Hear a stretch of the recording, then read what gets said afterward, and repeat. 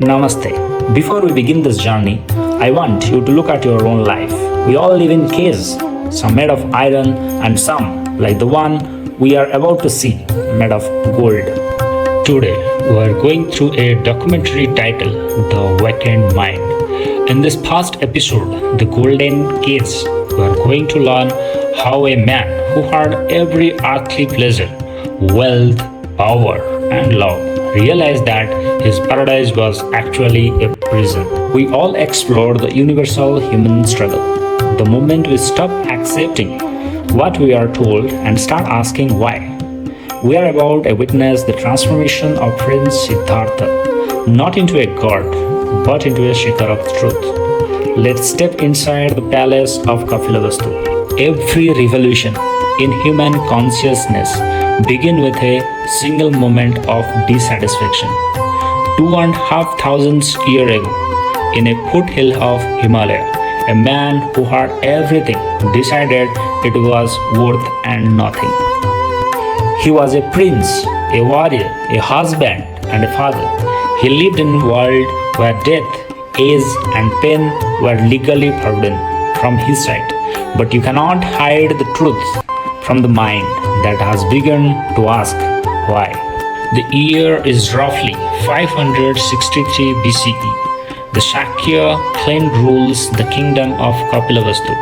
Queen Maya, the wife of King Siddhartha, has a dream that defies logic. A magnificent white elephant with 6 tusks enter her side. When the child Siddhartha is born, the garden of Lumbini, the king summoned the hermit seer Ascetic.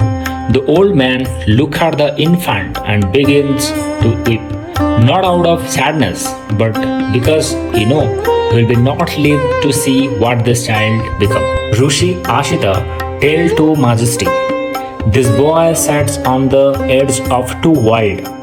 If he stay in the palace, he will be the Chakravarti, a universal king who conquer the earth. But if he see the suffering the worlds, he will become a Buddha, a man who conquer the mind. For king, the choice was simple. He did not want a monk. He wanted an heir. And so, he built a wall, not to keep enemies out, but to keep the truth from getting in. Siddhartha youth was a curated masterpiece of pleasure. He had 3 palaces, one for the heat of summer, one for the rains, and one for the cold of winter. The king gave order. No withered leaves were to be left on the ground. No sick servant will allowed in the presence of prince. No mention of death was ever to be made. Siddhartha lived in a perpetual now, an artificial paradise where nothing ever decayed. But luxury is a strange thing. Once a body is perfectly comfortable, the mind begins to wander.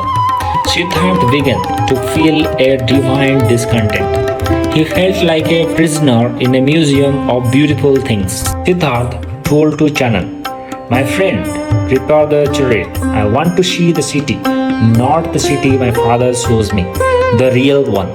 The gates are opening, and the world Siddhartha thought he knew it about to shatter forever. Siddhartha has left the gold behind, but the path ahead is paved with thorns. He has escaped the cage, but he has not yet found the key to the mind.